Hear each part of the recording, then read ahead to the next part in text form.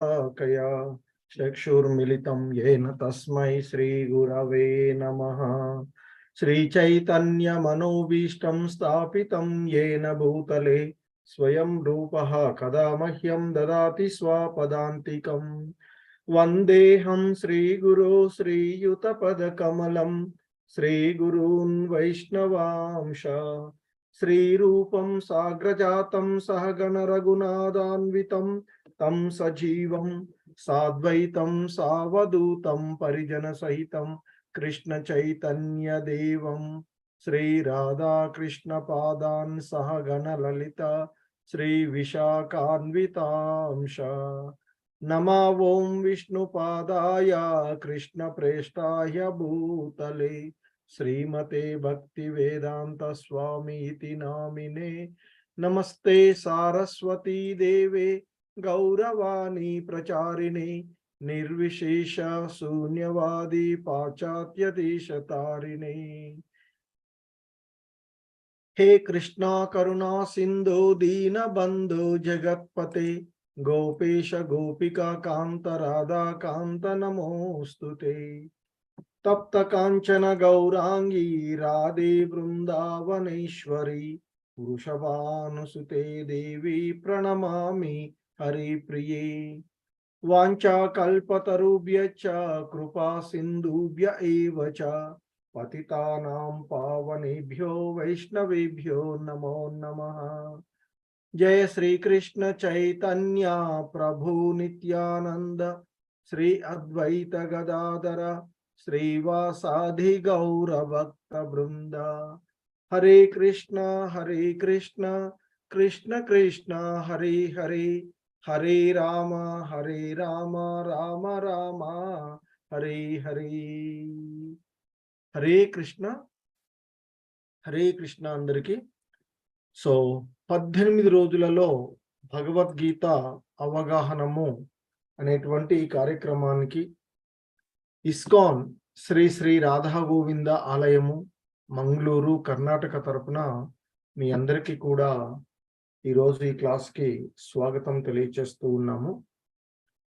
So ఈరోజు మనము ఆ భగవద్గీత యథాతథంలోని 15వ అధ్యాయమైనటువంటి పురుషోత్తమ యోగము అనేటువంటి అధ్యాయాన్ని ఈరోజు మనము చూడబోతూ ఉన్నటువంటి అధ్యాయము।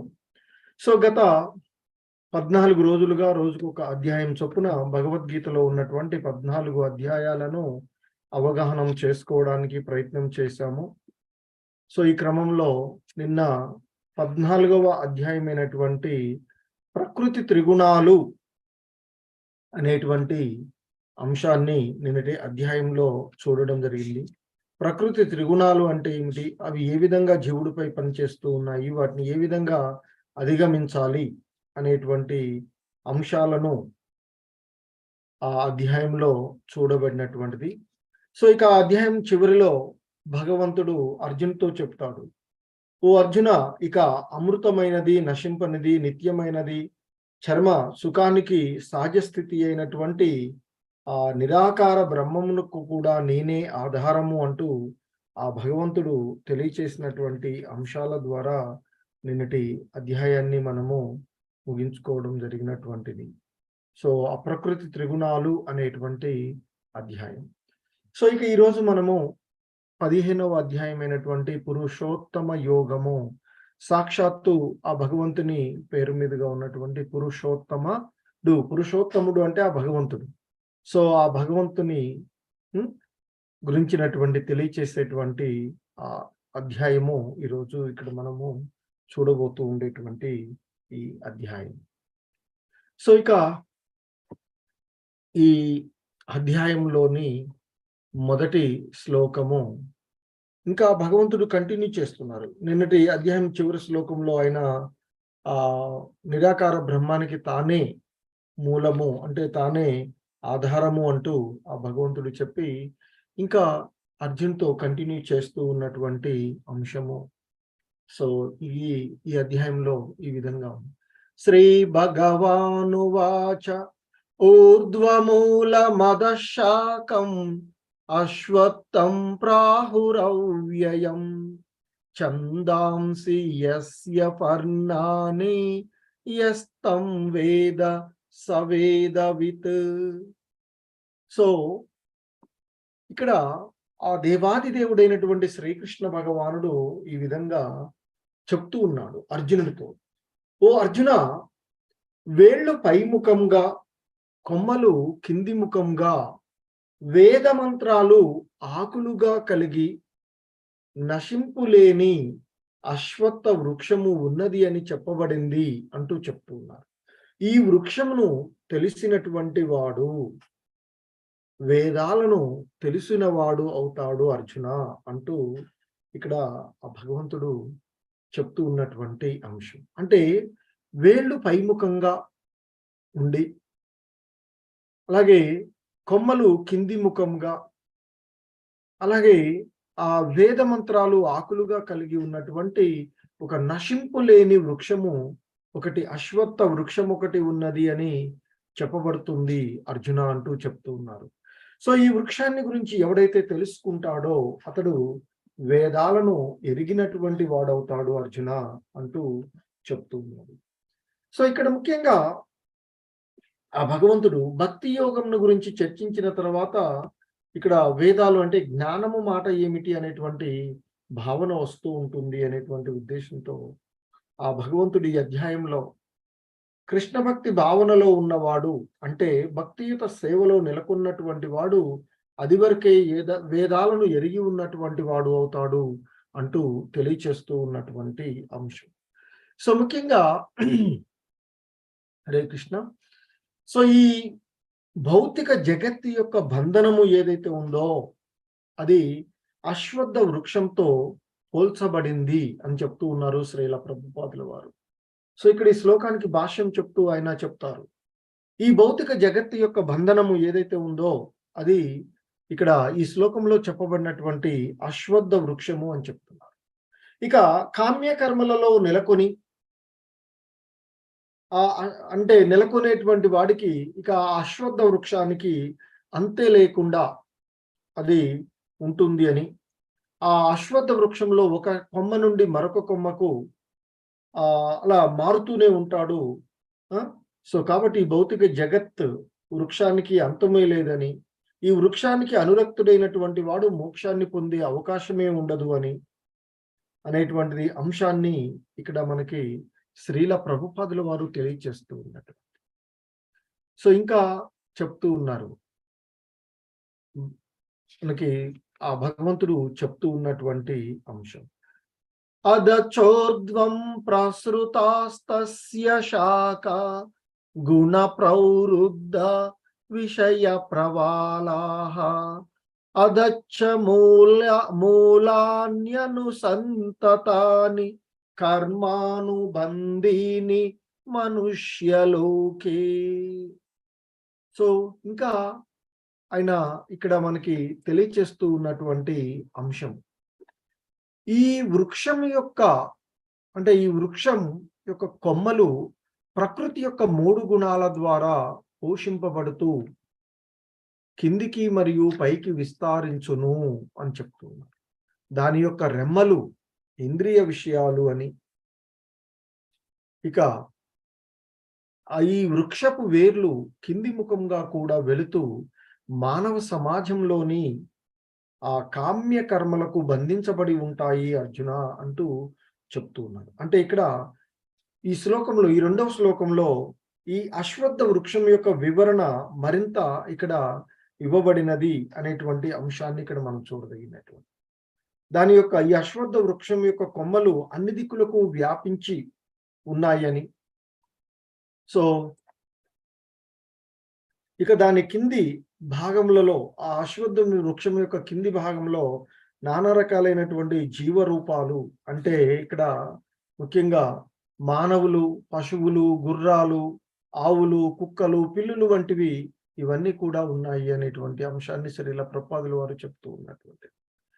సో అయితే కొమ్మల కింది భాగాలలో ఈ చెప్పబడినటువంటి అన్ని కూడా ఉంటాయి అనేటువంటి అంశాన్ని ఇక్కడ తెలియచేస్తుంది. అంటే మానవులు, పశువులు, గుర్రాలు, ఆవులు, కుక్కలు, పిల్లులు అనేటువంటివన్నీ కూడా ఈ ఆ వృక్షం యొక్క కింది భాగంలో ఉంటాయని, ఇక కాగా పై భాగంలో ఉన్నతమైనటువంటి జీవరూపాలు అంటే దేవతలు, గంధర్వులు, పలు ఇతర ఉన్నతమైనటువంటి జీవులు నెలకొని ఉంటారు అనేటువంటి అంశాన్ని చెప్తున్నారు.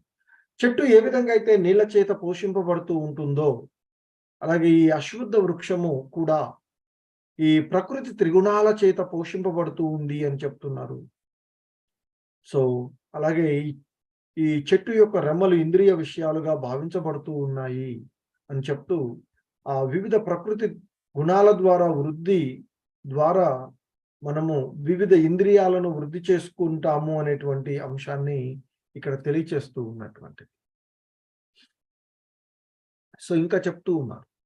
న రూపమస్యేహ తతోపలభ్యతే నాంతో న చాదిర్న చ సంప్రతిష్ఠా అశ్వత్థమేనం సువిరూఢమూలం అసంగశస్త్రేణ దృఢేన చిత్వా తత పదం తత్పరిమార్గితవ్యం యస్మిన్ గతాన నివర్తంతి భూయః తమేవ చాద్యం పురుషం ప్రపద్యే యత ప్రవృత్తి ప్రసృతా పురాణి. సో, ఇంకా ఆ భగవంతుడు చెప్తూ ఉన్నటువంటి అంశం, ఓ అర్జున, ఈ వృక్షం యొక్క నిజ రూపము ఈ భౌతిక జగత్తులో కనుగొనబడదు, ఈ లోకంలో ఎవడికి తెలియదు అని చెప్తుంది. దాని అంటే ఈ అశ్వత్థ వృక్షం యొక్క ఆది అంటే ఇది ఎక్కడ ప్రారంభమైనది, దాని యొక్క మధ్య అంటే అది ఎక్కడ మధ్య భాగాన్ని కలిగి ఉన్నది, అలాగే అంతాలు అంటే చివరి ఎక్కడ అది అంతమైనది అనేటువంటి విషయము ఈ లోకంలో ఎవరు కూడా తెలుసుకొనలేరు అర్జున అంటూ చెప్తూ ఉన్నటువంటి అంశం. కానీ ఎవరైతే ఆ స్థిరంగా నాటుకున్నటువంటి వేళ్లతో విలసిల్లుతూ ఉన్నటువంటి ఈ వృక్షాన్ని వైరాగ్యము అనే ఖడ్గంతో ఖండించి వేయాలి అని చెప్తూ, ఇక ఆ తర్వాత అతడు అంటే ఎప్పుడైతే ఈ వైరాగ్యము అనేటువంటి ఖడ్గంతో ఖండించి వేసినట్లయితే ఆ అశ్వత్థ వృక్షాన్ని, ఇక ఆ తర్వాత అతడు పునర్జన్మ లేకుండా చేసేటువంటి పరమపదాన్ని వెతకాలి అని చెప్తున్నారు. అంటే ఆ భగవంతుని యొక్క ధామాన్ని వెతుక్కోవాలి అని చెప్తున్నారు. ఎవ్వని నుండి సమస్తము ఆరంభమైనదో మరియు ఎవ్వని నుండి అనంతకాలంగా సమస్తము వ్యాపించి ఉన్నదో అట్టి పరమ పురుషుణ్ణి శరణు పొందాలి అంటూ చెప్తూ ఉన్నటువంటి అంశం.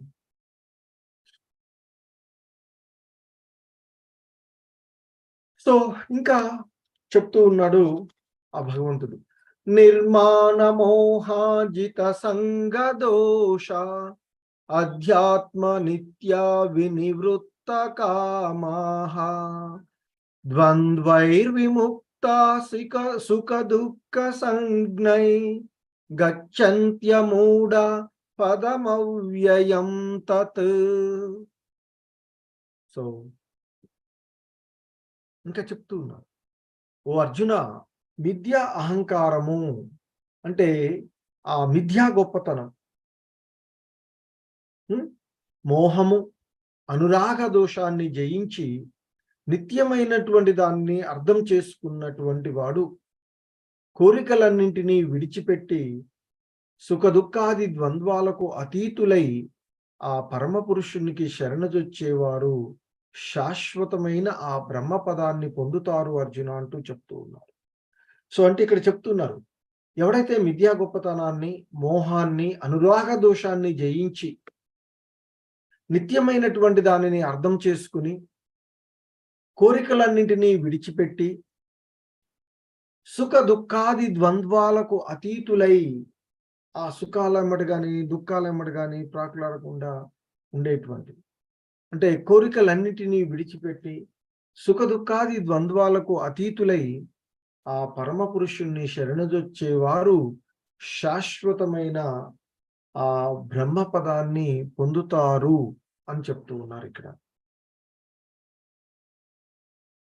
సో కాబట్టి ఆ వర్మ పదాన్ని పొందడానికి ముఖ్యంగా అంటే ఇక్కడ ముఖ్యంగా మనకి ఈ శ్లోకంలో శరణాగతి విధానాన్ని ఈ శ్లోకంలో చాలా చక్కగా వివరించబడినటువంటి అంశం. మనిషి గర్వంతో మోహితుడు కాకపోవడము దానికి మొట్టమొదటి యోగ్యత అని చెప్తూ ఉంటుంటారు. సో కాబట్టి ఇక్కడ మనిషి గర్వంతో మోహితుడు కాకుండా ఉండడమే అనేది ఆ శరణాగతికి ముఖ్యమైనటువంటి యోగ్యత అని చెప్తున్నారు. తానే భౌతిక ప్రకృతికి ప్రభువుని అని తలస్తూ ఆ బద్ధజీవుడు ఎవడైతే ఉన్నారో గర్వించి ఉండే కారణంగా ఆ భగవంతునికి శరణజొచ్చడం అనేటువంటిది కష్టముతో కూడుకున్నది అని చెప్తూ ఉన్నారు.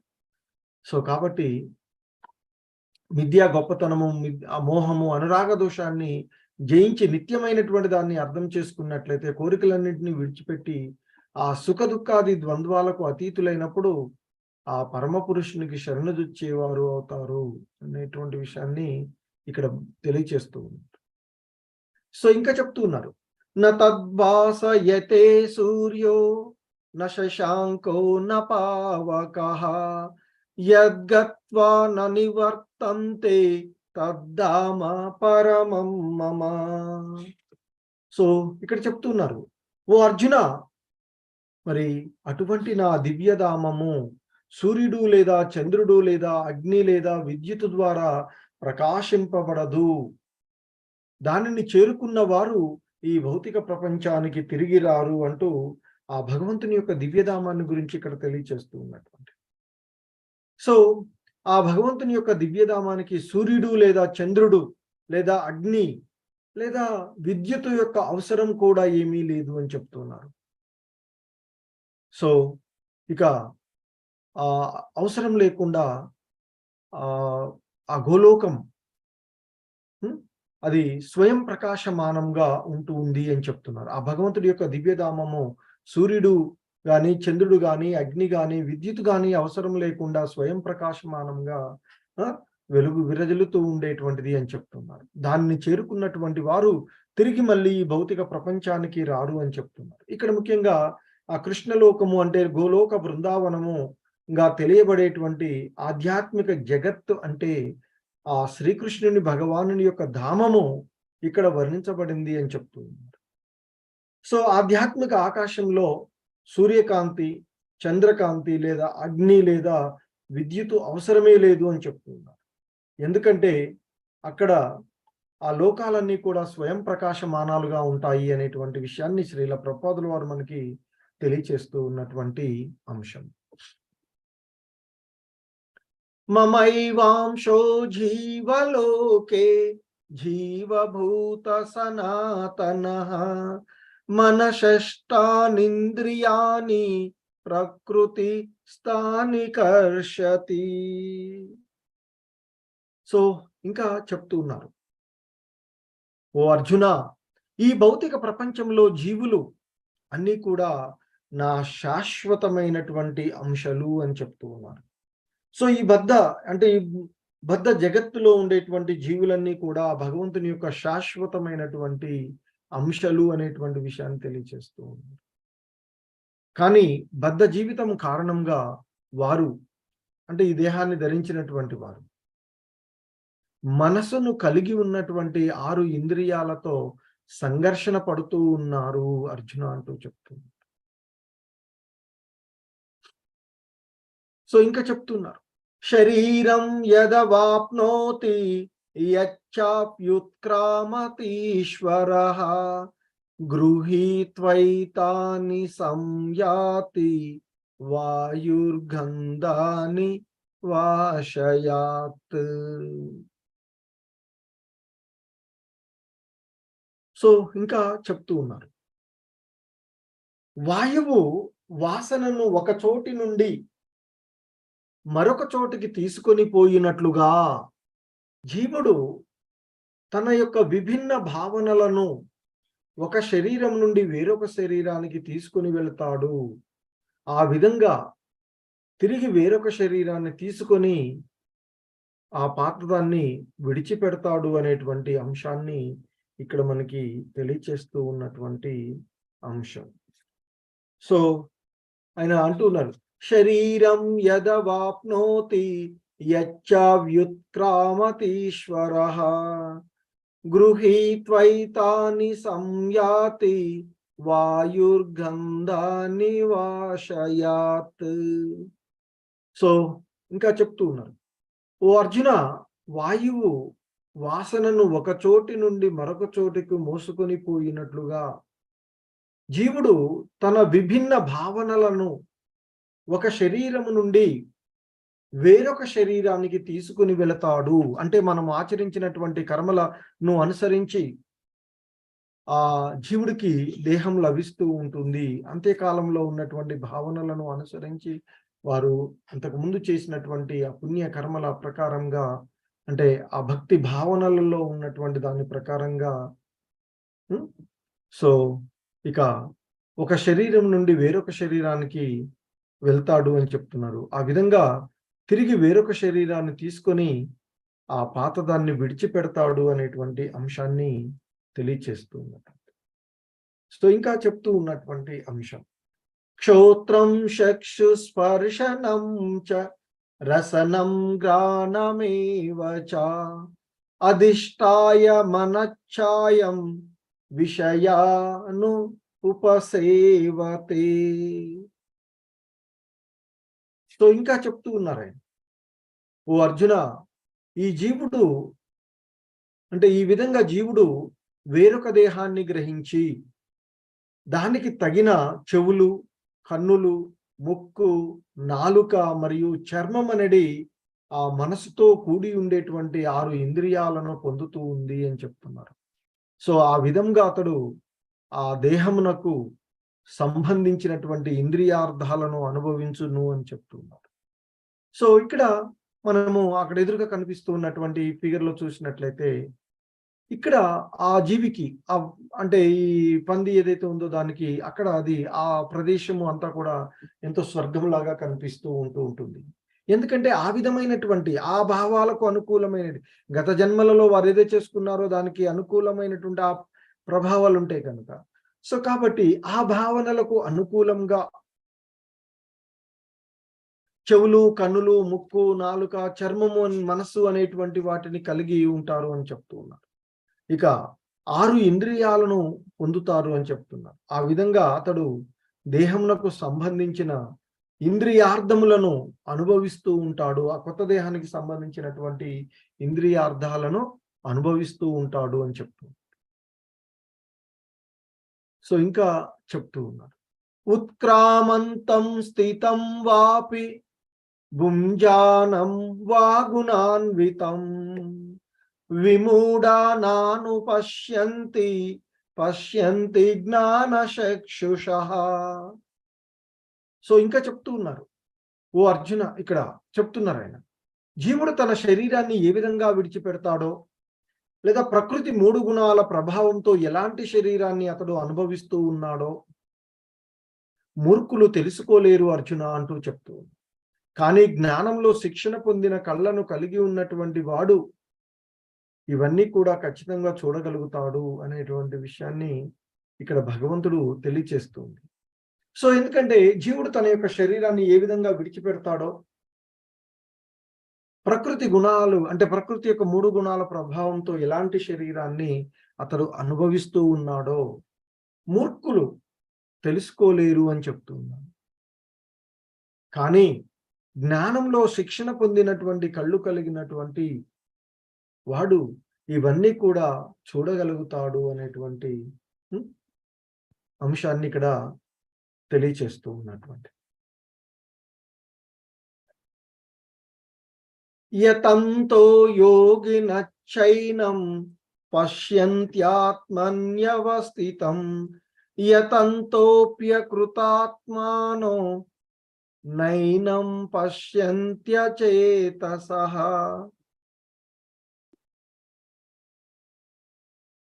సో ఇంకా చెప్తున్నారు, ఆత్మానుభూతిలో నెలకొన్న యోగులు దీనినంతా స్పష్టంగా చూడగలుగుతారు అర్జున అంటూ చెప్తుంది.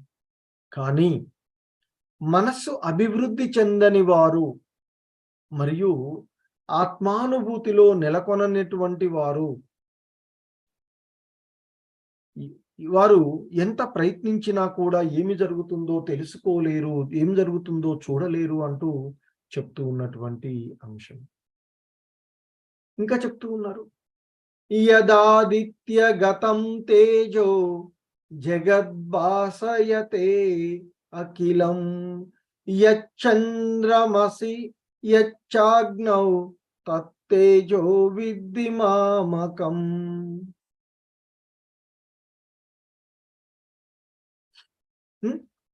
సో ఇంకా చెప్తూ ఉన్నారండి.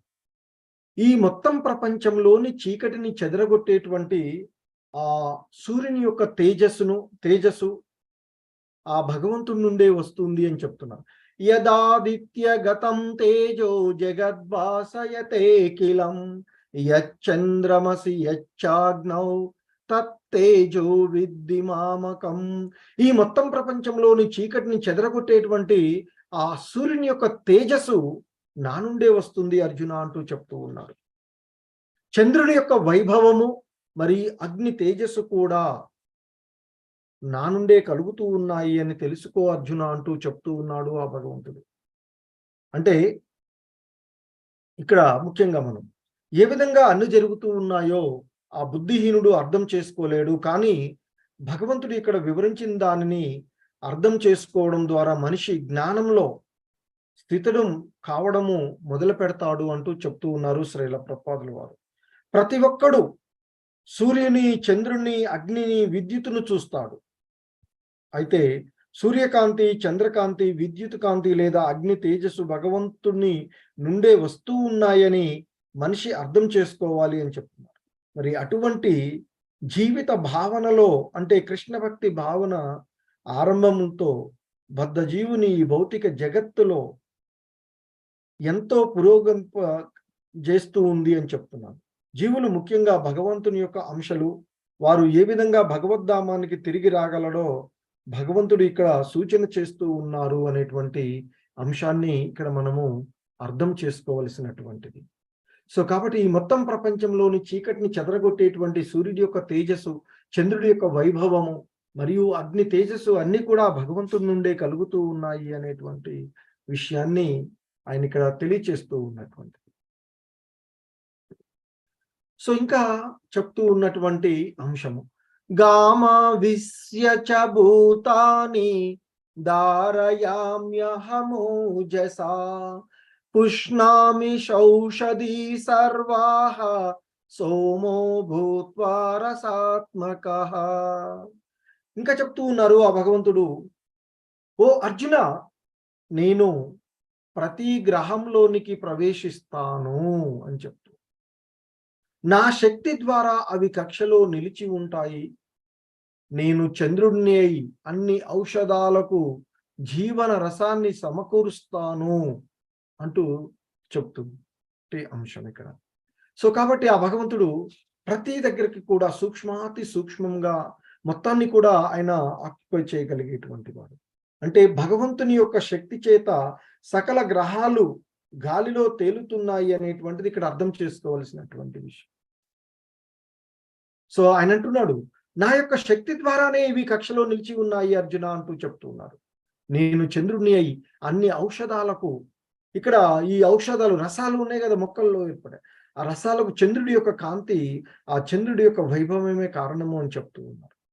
చంద్రుడిని అయి అన్ని ఔషధాలకు జీవన రసాన్ని సమకూరుస్తూ ఉన్నాను అర్జున అంటూ చెప్తూ ఉన్నటువంటి అంశం. సో కాబట్టి భగవంతుడు ఇంతకుముందు ప్రతి దానిలోనికి ప్రవేశిస్తాను అంటున్నాడు.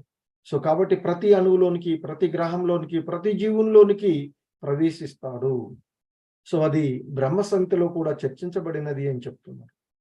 దేవదేవుని ఒక ప్రధాన అంశము అంటే పరమాత్ముడు అన్ని గ్రహాలలో, విశ్వాలలో, జీవునిలో చివరకు పరమాణువులో కూడా ప్రవేశిస్తాడు అని అక్కడ చెప్పబడిన విషయాన్ని గుర్తు చేస్తూ ఉన్నారు శ్రీల ప్రభుపాదులు.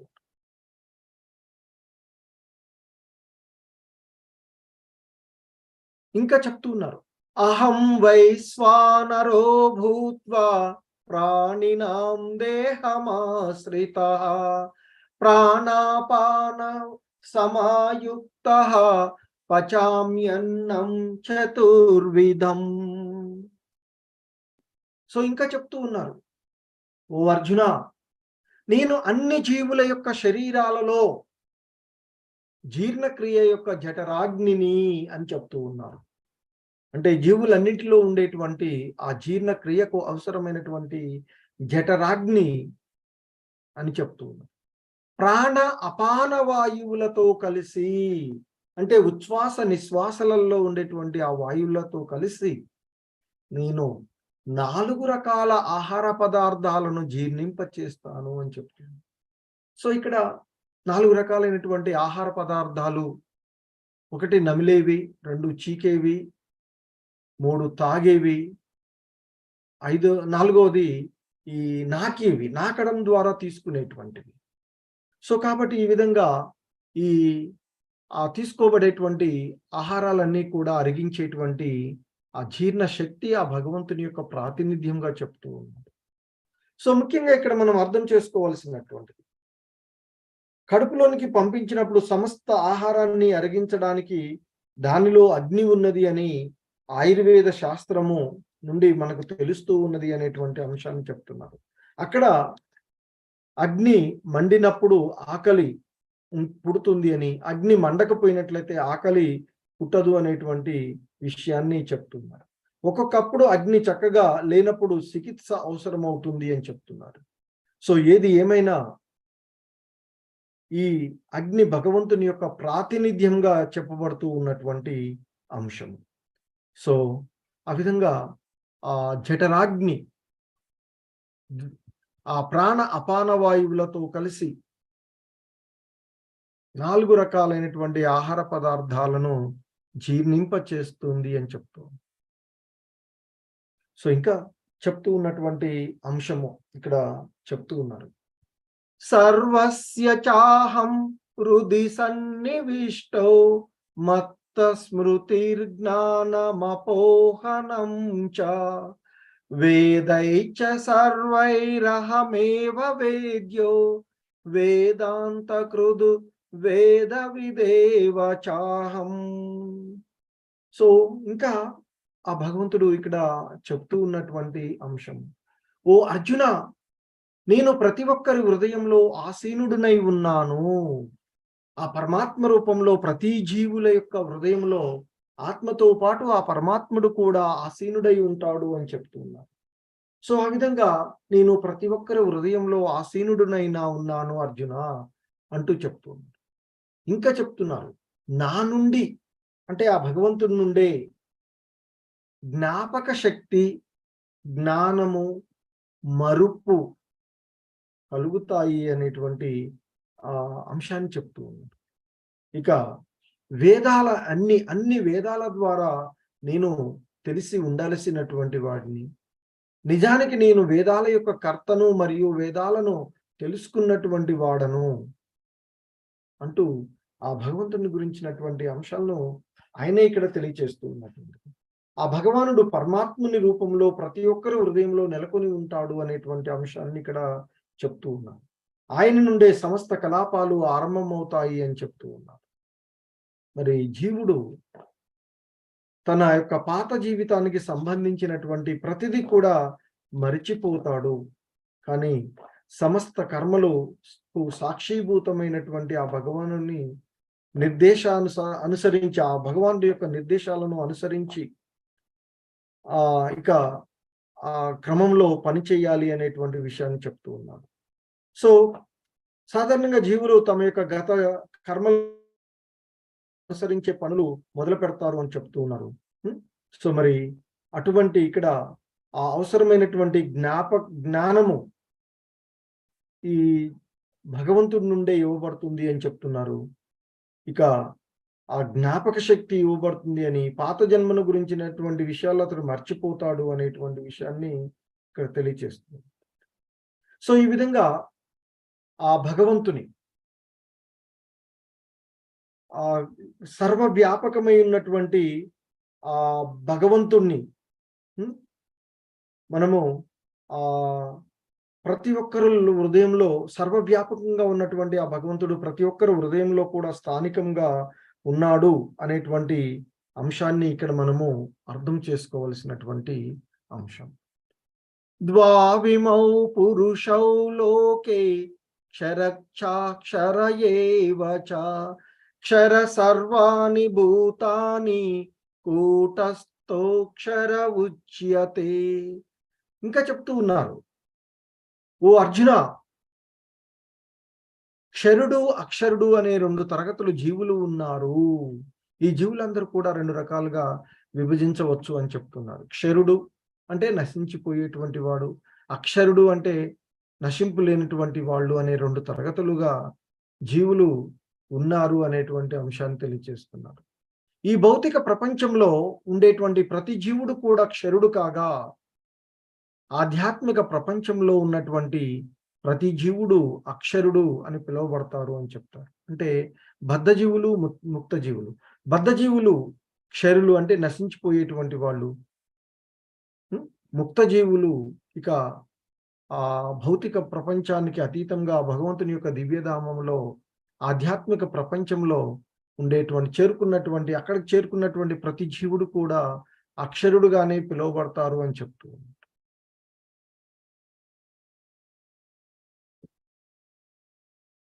సో ఇంకా చెప్తూ ఉన్నారు, ఉత్తమ పురుషస్త్వన్యః పరమాత్మేత్యుదావృతః యో లోకత్రయమావిశ్య బిభర్తవ్యయ ఈశ్వరః. సో ఇంకా చెప్తూ ఉన్నారు, ఓ అర్జున, ఈ ఇద్దరితో పాటు అంటే ఆ అక్షరుడు అక్షరుడు అనేటువంటి ఆ ఇద్దరితో పాటు 3 లోకాలలోనికి ప్రవేశించి, ఆ 3 ప్రపంచాలలోనికి ప్రవేశించి వాటిని భరిస్తున్నట్టి నాశన రహితుడు అయిన పరమేశ్వరుడు, పరమాత్ముడు అనే సర్వోత్తముడు అయిన పురుషోత్తముడు ఉన్నాడు అర్జున అంటూ చెప్తూ ఉన్నటువంటి అంశము ఇక్కడ. సో అంటే ఇక్కడ చెప్తున్నారు, ఆ క్షరుడు అక్షరుడు అనేటువంటి ఇద్దరే కాకుండా ఆ అన్ని లోకాలలోనికి ప్రవేశించి వాటిని భరిస్తూ ఉన్నటువంటి నాశనరహితుడు అయినటువంటి పరమేశ్వరుడు, పరమాత్ముడు ఉన్నాడు అనేటువంటి అంశాన్ని తెలియచేస్తూ ఉన్నారు ఇక్కడ. అంటే ఈ శ్లోకం యొక్క అంశము ఏంటంటే, కొందరు బద్ధులు, కొందరు ముక్తులుగా ఉండేటువంటి అసంఖ్యాకమైనటువంటి జీవరాశులు, ఆ జీవరాశుల పైన భగవంతుడు, పరమాత్ముడు ఉన్నాడు అనేటువంటి విషయం స్పష్టంగా చెప్పబడుతూ ఉన్నటువంటి అంశం. సో ఎందుకంటే ఆ ఒక ఉపనిషత్తులో శ్లోకము నిత్యో నిత్యానాం చేతనో చేతనానాం అని చెప్పబడింది అంటారు. అంటే దీని భావం ఏంటంటే, బద్ధులు ముక్తులు సమస్త జీవరాశుల పైన పరమాత్మ నిత్యుడుగా ఆ భగవంతుడు ఉన్నాడు అని చెప్తున్నాడు. అతడే వారందరినీ కూడా పోషిస్తూ కర్మానుసారము వారికి సమస్త భోగ సౌకర్యాలను కలిగిస్తూ ఉన్నాడు అనేటువంటి అంశాన్ని ఇక్కడ చెప్తూ ఉంటుంటారు.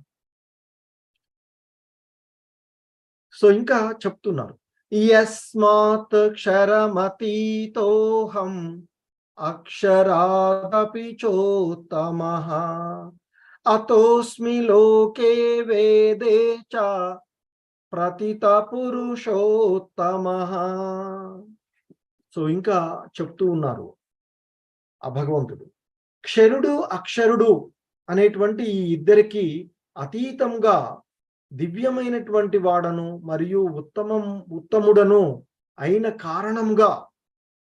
సో భగవంతుడు తన్ను తాను గురించే చెప్పుకుంటున్నారు. ఆ అక్షరుడు అక్షరుడు అనేటువంటి ఆ ఇద్దరితో, అంటే బద్ధజీవులు ముక్తజీవులు అనేటువంటి వారికి అతీతంగా దివ్యమైనటువంటి వాడను నేను అని చెప్తున్నారు. మరియు ఉత్తముడను అయిన కారణంగా నేను ఈ ప్రపంచంలోనూ మరియు వేదాలలోనూ పురుషోత్తమునిగా ప్రసిద్ధి చెందాను. అంటే ఇక్కడ ఎవరు పురుషోత్తముడు?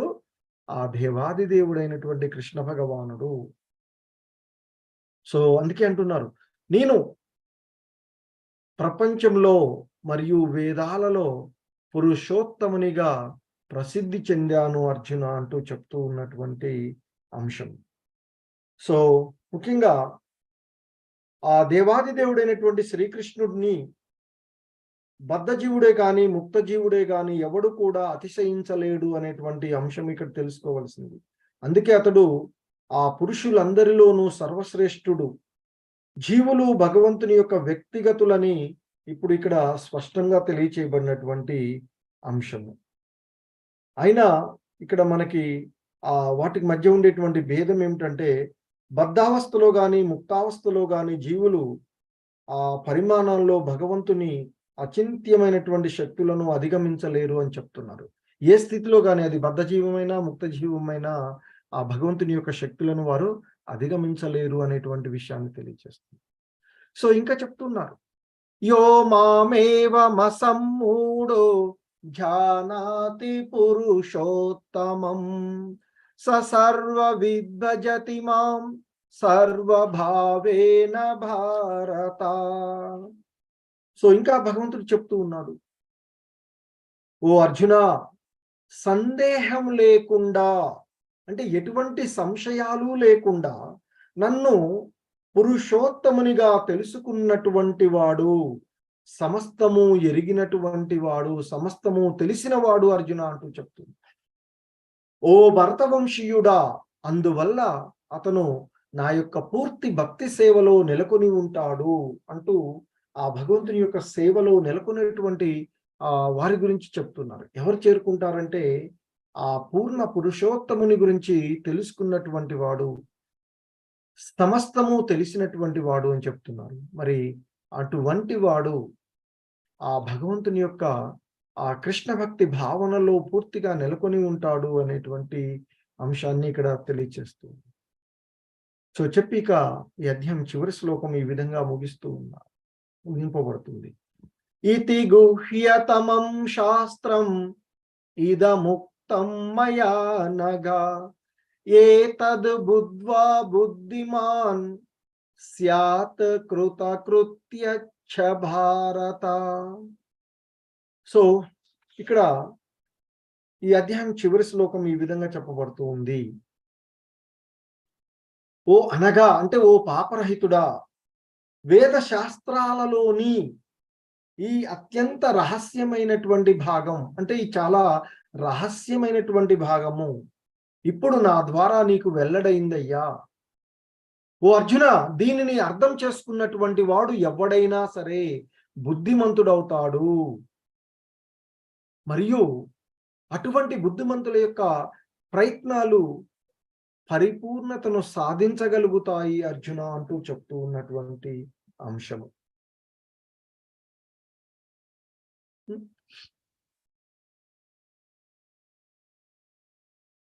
హరే కృష్ణ హరే కృష్ణ. అందరికీ హరే కృష్ణ కృష్ణ కృష్ణ హరే హరే, హరే రామ రామ రామ హరే హరే.